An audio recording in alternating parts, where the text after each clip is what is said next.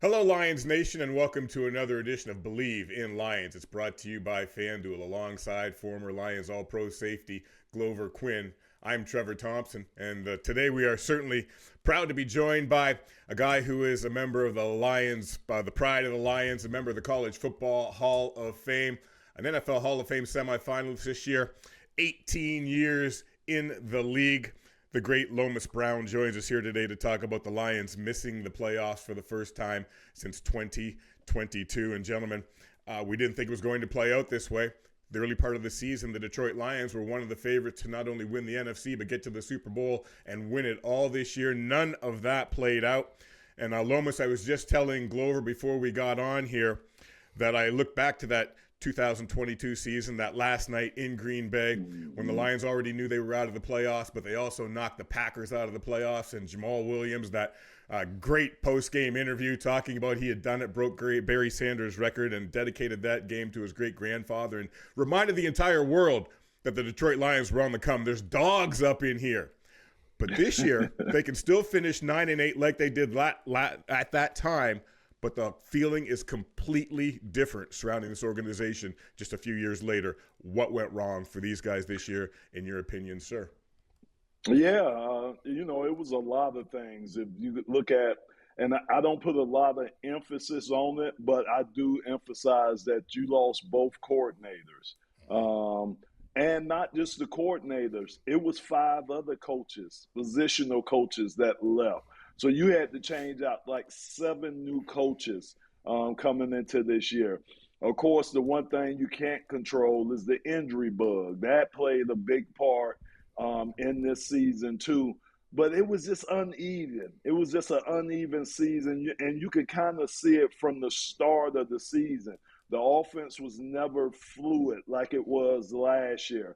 The defense, they played, I thought that the defense was really the best unit of the team this year because they sustained the most injuries again this year out of the both, all 3 of the teams that we have on the special teams, offense and defense. But I thought defense, Calvin Shepard, I thought he did a wonderful job with all the moving pieces that he had to deal with. Like I say, offense with Dan Campbell having to take over late on in the year. It was just, it just never was even. It was just something that seemed like it was up and down offensively, couldn't sustain drives. Things that didn't happen in the years past happened to us this year. And you played the first place schedule too in your division. So with all that being said, man, it was just a season that I know the Lions want to turn the page on from, but it was just an unexpected season that's going to end, in an unexpected way this year. Yeah, I think, we lost the coordinators, like you said, but I think the one thing we do got to look at, I think you got to start looking at the injury stuff. And, why are the Lions, and I'm sure everybody deals with it, but year in and year out, we are saying we're decimated by injuries. Mm-hmm. So I don't know if it's something that they're doing in off season. I don't know if it's something that they're doing in training camp. I don't know if it's something that they're doing in practice. I don't know if it's something that they're not doing. But you got to figure out, why are you having so many guys? And I get it. You can't control the in-game stuff, right? You can't control different things that happen just playing the game. But some of this stuff, we got to see it. Like, we got to just kind of look and say, okay, what are we doing? Why are we always in this situation? And I said this 2 weeks after it happened. Like, I feel like Dan Campbell taking over the play call and just took an aspect away from the Lions that, and you could see it. You could see it on Sunday or on Thursday. You could see it easily because there was moments in the game where, as the head coach, he would have been like going at it with the officials or firing up certain guys or talk, but he's looking at the play sheet. It's like, I'm not even worried about what they're calling. Are they reviewing it? Or I'm looking at the play sheet because I got to call the next play. And I think that just took an aspect away from the team, because I feel like, yes, you have your player leaders, but Dan Campbell was probably I don't want to say emotional leader, but he was like the captain. And you took that away when he became the play caller, because now I don't even remember seeing iconic Dan Campbell moments out, because now he's calling plays. Like he's into the play. Like he got his glasses on. He don't even look like a scary football coach. You know what I'm saying? He got his glasses on. So I think that was a big thing, man. And like you say, they could never really get going. And then, to Trevor's point, that's the difference in expectations. Expectations bring that about. When you get a first rounder come in and the first rounder has 7-8 sacks on the season, you feel like, because he's a first rounder, you're expecting him to have 15 to 16 sacks. You get a 6th rounder, an undrafted guy come in and they give you 8 sacks. Man, that was a hell of a year for that guy, right? So in 2022, when the Lions are fighting to get out of the first couple of years of Dan Campbell and the last few years of Matt Patricia, to go 9-8, to be right there on the edge of the playoffs, and you beat Green Bay, like you feeling good about yourself, right? Well, then now when you go from the NFC Championship game to 15-2, number 1 seed, and now your expectations are high. So now when you finish 9-8, it don't feel the same. No, it doesn't. Not what I'm expected to be 12-5. I'm expected to be in the playoffs, hosting playoff games and this and this and that. It don't feel good when you're 9-8. So that is, one of those things that, expectations bring about. And, it has a lot to do with people's careers, team success, all that stuff, just expectations. One other thing I'm going to add to this, and it hasn't been mentioned yet, but I'm going to lay a lot of this at the feet of one guy who wasn't even there. Frank Ragnow. His departure made a big hole on that offensive line. Lomas, you certainly know that. The run game the last couple of weeks certainly was non-existent, to say the least. That was a big hole to fill. It was never adequately filled. And you talk about all the other injuries, but that guy covered up a lot of ills and a lot of mistakes along that line, and certainly opened up a lot of doors for Montgomery and for Jahmyr Gibbs, and that thing to run like it had run offensively for the last couple of years. So I think that was a big loss that was really never made up for throughout the season, and I think the end result was what we see as far as the run game goes. I want your thoughts on that, Lo. Oh yeah, that was huge, man, and I think that was one of the biggest things that happened. Frank not coming back, because again, if you think about the middle of that offensive line, you move Graham Glasgow to center, who reluctantly went to center, didn't want to play the center position. Then you plug in a rookie in Tate Ratledge to play right guard. You have basically a rookie in Kristen Mahogany, who had only had 2 starts prior to going in and starting the season off. So you see how young your line went. You went from all that experience and all-pro type of player from Frank Ragnow to a young, inexperienced middle of your offensive line. And teams took advantage of that. They really did. They knew that. They took advantage of that. And, in the run game, it's predicated on not just getting a hat on the hat, but even trying to get to the next level, meaning get your guards up to the linebacker position so that your running backs can get to the 3rd level, which is to Glover and them, the safeties and all that, and the corners. We weren't able a lot of times during this season, we weren't able to get our guys up to the 2nd level and cover those linebackers. You've seen a lot of linebackers making plays against Jahmyr, making plays against David Montgomery. So that kind of hurt the run game a lot, to where they started trying to do other types of runs. I thought that some of our longer developing runs, they didn't work like they worked the last 2 years. Not because Ben Johnson wasn't here, but the personnel wasn't the same that we had. When you talk about the Kevin Zeitler that we had at the guard position, some of the guys that we lost, it just wasn't Jonah Jackson. It just wasn't the same up front. And for us, our identity was control the line of scrimmage, especially with our offensive line. And to Glover's point, man, I think the unit that I was most disappointed in was the D line this year. Because you're right, man. When you talk about D line, when you got Aiden Hutchinson, when you got Aleem McNeil, DJ Reader, some of the Talik Williams is a first round pick. You bring him in, Roy Lopez. You expected more from that from that defensive line, even though, you had all the injuries in the secondary again this year. But you expected that part of the unit to really step up, for them guys to be able to get pressure, sacks, hits with just the front four, not having to manufacture it or bring linebackers or bring safeties. And that didn't happen. And when that doesn't happen, then it just compounds the problems that you have in the secondary. So both our O-line and our D-line, the strengths of our team, or the strength of what we thought was going to be our team, it just never manifested that way this year. And that's why, like you say, we're at home this year, hopefully trying to go to 9-8 this year, but sitting at home and not in the playoffs.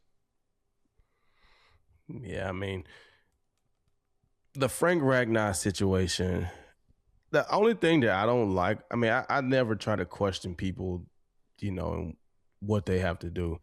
I just don't be liking the timing of certain things, Yeah. I mean, I just, I just feel like, and things come up, man. And so I'm not here to slander a judge or none of that stuff, man. But I feel like if you're thinking about retiring, I just feel like,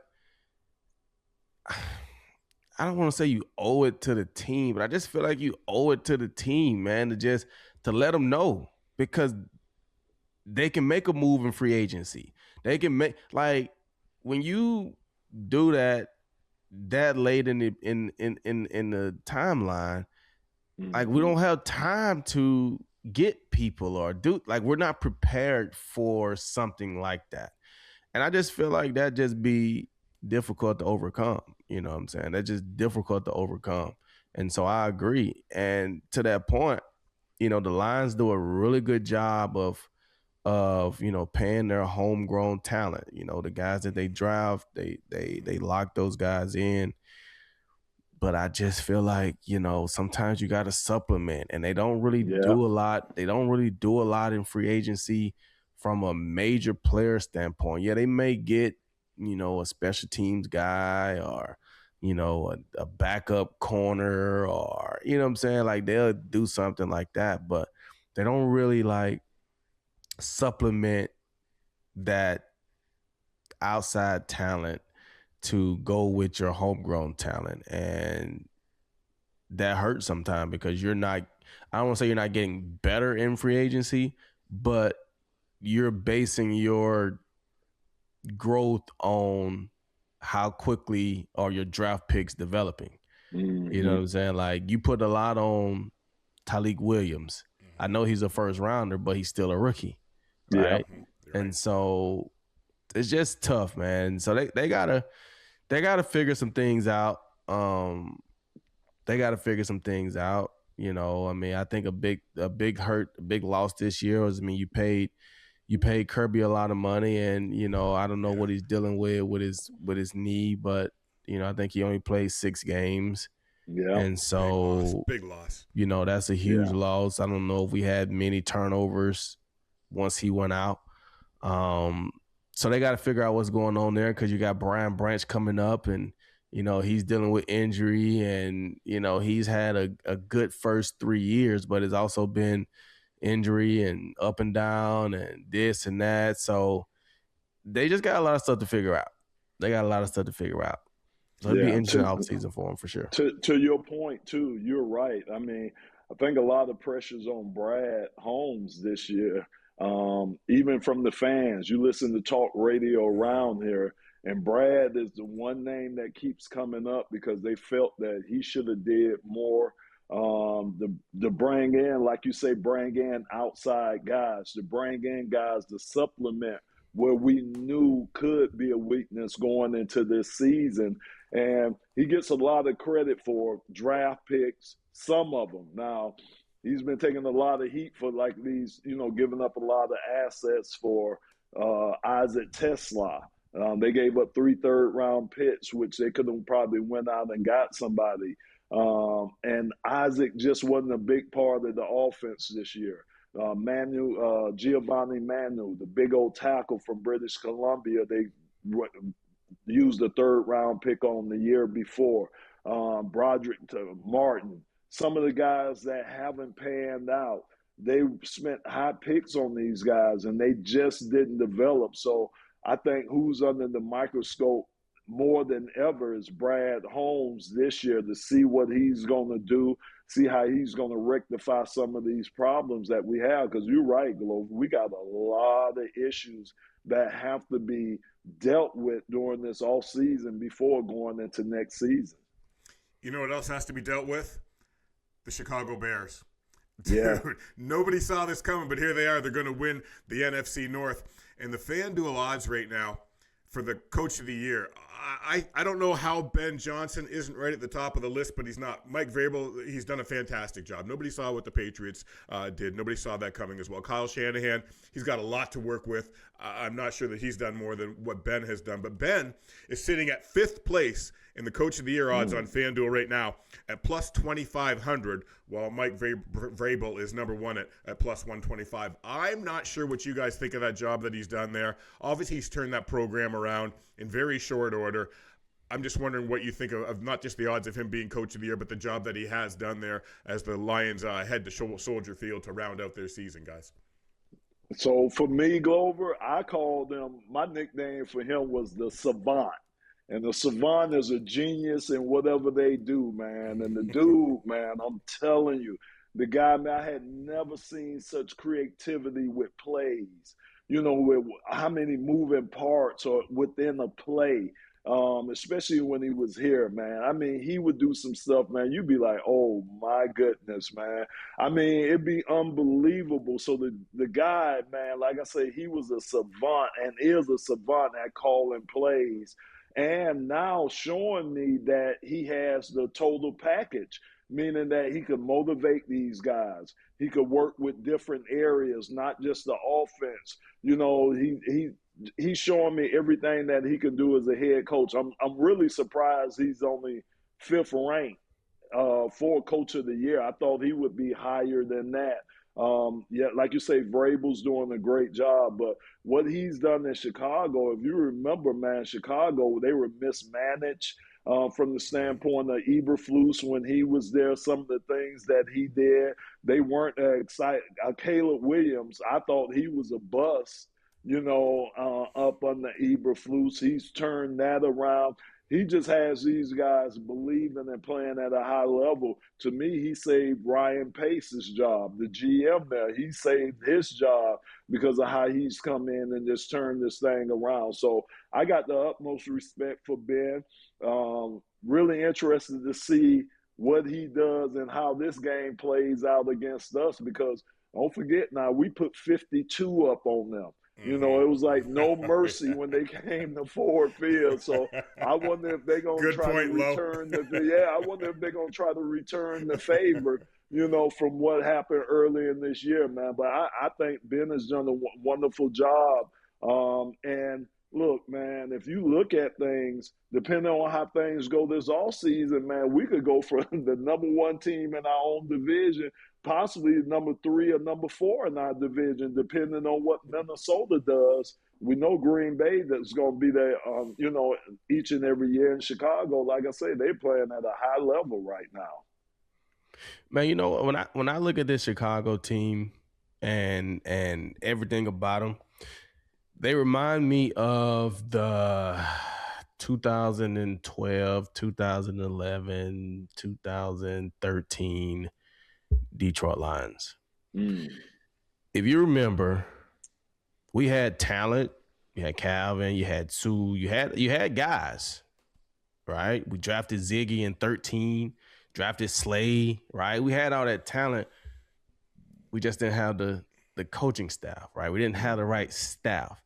Then come 14, you bring in Jim Caldwell, you bring in a different staff. We go from 7-9 to playing Green Bay for winner-take-all division and championship game, right? So we had the pieces already.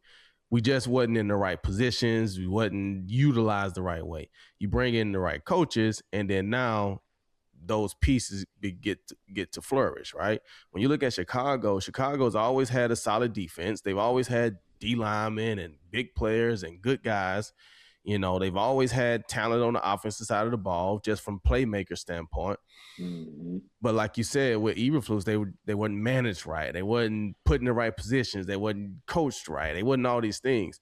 So then you bring in Ben, and you utilize those athletes in the right way, right? You put those guys in different positions, and then now they start to have success. And if you remember, Trevor, last year when we was talking about the Detroit Lions offense, I was like, when you have an offensive coach that puts in trick plays, puts in different things week in and week out, and he calls them, he believes and trusts you to execute those things. Yep. It makes you as a player want to execute those things. So now you're more locked in to those plays, so that when we call them, we execute them, because the more we execute them, the more he's going to call them.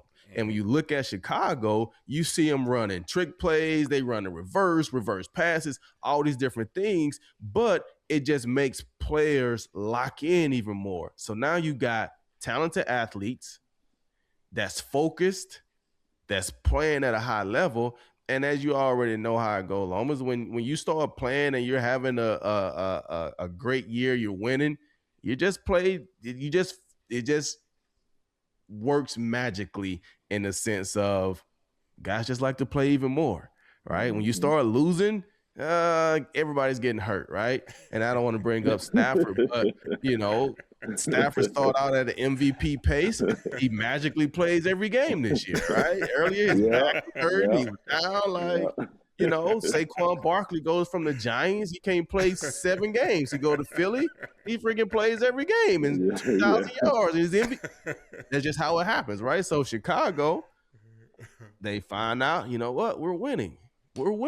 Oh, now we're going to play, and that's just what happens. And I think Ben came over and he brought that excitement to the offense. And as a defensive player, once you realize you got a good offense, it just makes you play harder on defense, because now, sometimes your offense is your best defense. They're not putting you in bad situations by turning the ball over. You're defending the short field, and hey, our offense is putting up points. So now that put the other offense in situations where they have to throw the ball or they get one-dimensional. So you're getting the feast as a pass rush. You get the feast as a defensive back. So all those things play hand in hand.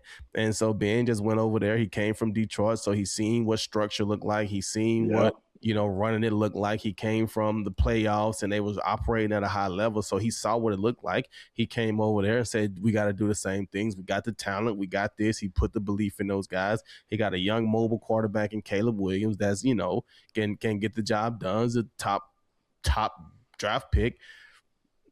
And it just happens. And then on the other hand, they plan a last place schedule or third place schedule, one of those things. So it just all works out in the way it's supposed to work out. And now Chicago is, sitting top of the division. Both of you guys brought up Caleb Williams. I watched that game on Sunday night. That was a fantastic football game. But one of the things I noticed about Caleb Williams, and I've noticed it from game 1 of the season right through this one, dude is not an accurate passer. Dude is, I don't know what he's doing back in the pocket, but he's got this team where he's got this team offensively.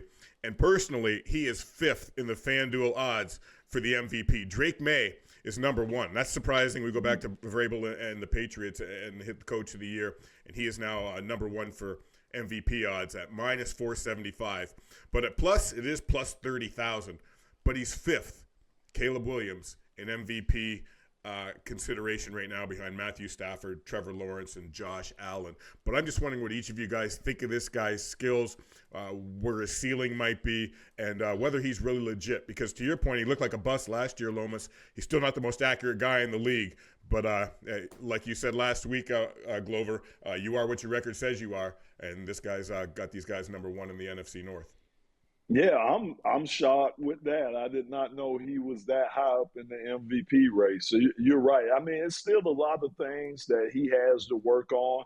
Like you say, his accuracy that he has to work on. The guy has guts. Kind of like they kind of saying like a young Brett Favre. Not afraid to throw the ball in there. Try to make those throws that maybe some of the other quarterbacks won't take a chance on making. Definitely know he could use his legs too, man. He's faster than I thought he was too out there on the field. Like I said, I'm a little shocked he's that high. But when you're winning, I guess that comes along with it. Again, we know the type of year, and this is the thing, and Glover could speak on this more than I can. This is first year to me having this type of year, right? They got a sample of him his rookie year. Now they see what he can do this year. I'm going to be interested to see how defensive coordinators, how defenses adjust to him and see how he comes out next year. That's what I'm going to be most interested in because they have a year of tape on this version of Caleb Williams.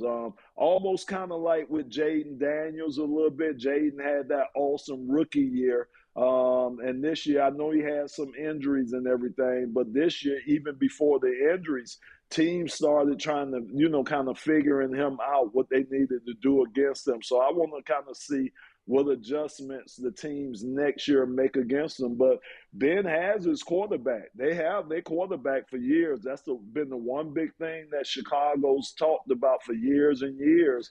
They didn't have their quarterback. That's what they needed. They wanted their franchise quarterback. I do think they have their franchise quarterback now in Caleb Williams. I only expect him to continue to get better. But again, I want to see how he gets better against this version of him next year. Like I say, when the coordinators have a year to kind of game plan for him, find some of his weaknesses and try to exploit some of his weaknesses. Man, it's funny that you say that because this is actually an awesome segue into some stuff that we were talking about. Because I think people underestimate how hard it is to be good year in and year out, right? And people underestimate how good these scouting programs are, right? So I go back to a time in my career, we were playing against Drew Brees, and Drew Brees to me is a surefire Hall of Famer, right? But we would get ready to play the Saints, and we would put in coverages because Drew Brees loved to throw the ball to his right. He loved it. So we will have coverages that just different, but we would just say, we're going to call this coverage, whatever, left. And we were going to play it to our defensive left every time because we knew Drew Brees was trying to throw the ball to that side of the field. And when you start having these scouting reports, these coaches that look at everything that you do, and they come up with ways, the tendencies, they can see what you do on first down, second down, third down. Are you an accurate throw of the deep balls? Are you, what are your favorite throws? And they're going to try to take all of that stuff away. They're going to try to take it all away. And so, like you say, to see what Caleb is going to be next year once teams start to figure out and see how he played this year with Ben Johnson, they're going to be ready for him. Like you say with Jaden Daniels, it's just going to change, right? And so to be able to do things year in and year out, play at a high level, I think it's something that we take for granted, and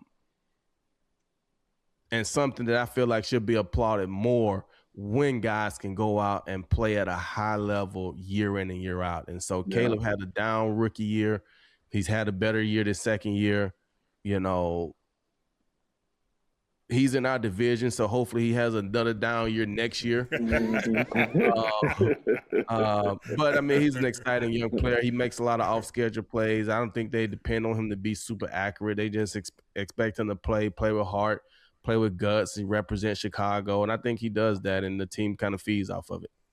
Well, FanDuel has his team giving 2.5 to the Lions in the season finale as they look to lock down the number 2 seed in the NFC. We'll see how it all plays out at Soldier Field. 4:25 start on Sunday as the Lions wrap up the regular season. One thing we talked about right off the top of the show and I want to get to now as we wrap things up is our guy Lomas Brown, a semifinalist for the Football Hall of Fame. A guy's already in the College Football Hall of Fame, a member of the Pride of the Lions.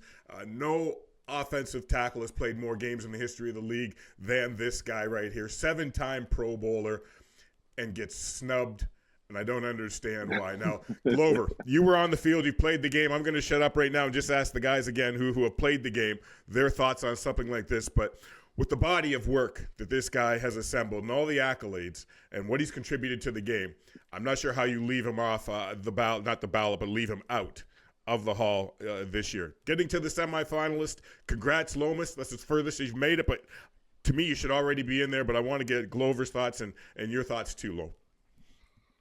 Well, I was saying about Caleb. I think people underestimate how hard it is to play at a high level year in and year out. So to do it for 18 years for one is extremely difficult. But to be a 3-time first-team All-Pro, that means you were the best tackle in the entire NFL 3 seasons. Like, that's very, very, very, very difficult thing to do. And so I think all that stuff just being said, how can you not be a Hall of Famer when you were the best player 3 times? You were 7-time Pro Bowler. And, you know, the Pro Bowl things were different back then. So the way you got in back then is probably a lot different than how it is right now. You know, the prestige of the Pro Bowl, I felt like, was higher back then. So 7-time Pro Bowl, that's big time back then.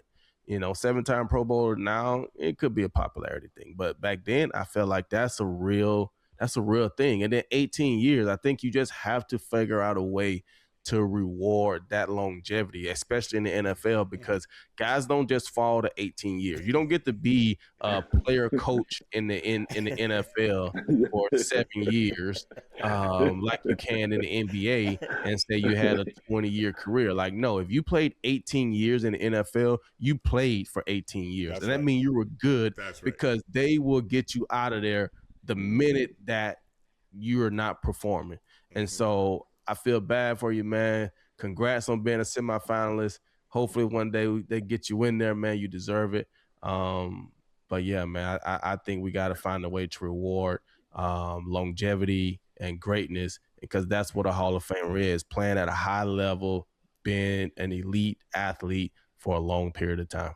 And he got the ring. And he got the ring. Yeah. I mean, there's nothing missing. There's nothing missing. What do we have to do to get you over the top, Lo?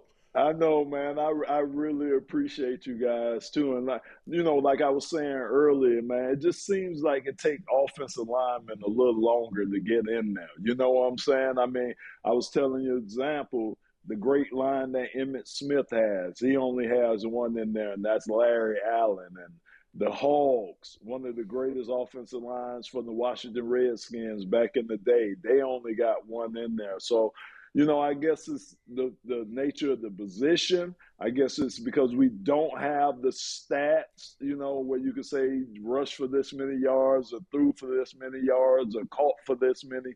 I guess that kind of screws it, kind of throws it off a little bit there. But, I'll say this. When it happens, it'll be the right time. And that's kind of how my career's gone. You know what I'm saying? From everything I've ever done in football, it's always been, it happens at the right time. Maybe not when I want it to happen and everything, but when it happens, it'll happen at the right time. So I appreciate y'all showing me the love. I do. I really do. Well, no doubt. You're a Hall of Famer in our books. I don't know what more you need to do, but you've certainly done enough in our books, Lomas, and congrats on getting to the semifinal round of things. And we know you're going to get pushed over the top one day soon, and we'll be there cheering for you just as loud as anybody when that happens, guy. You know we will. I appreciate you guys. You know I do. Well, we appreciate you, Lomas. Thanks for joining us on this edition of Believe in Lions, brought to you by FanDuel. We'll all be excited to see the finale and how the Bears go up against their former OC, Ben Johnson, in Chicago. Glover and I will wrap it all up in our review edition of Believe in Lions after it all happens. Be sure to like, be sure to subscribe, and be sure to share and enjoy, everybody. Thanks for joining us. Happy New Year to one and all. Be safe out there, and we'll see you again soon.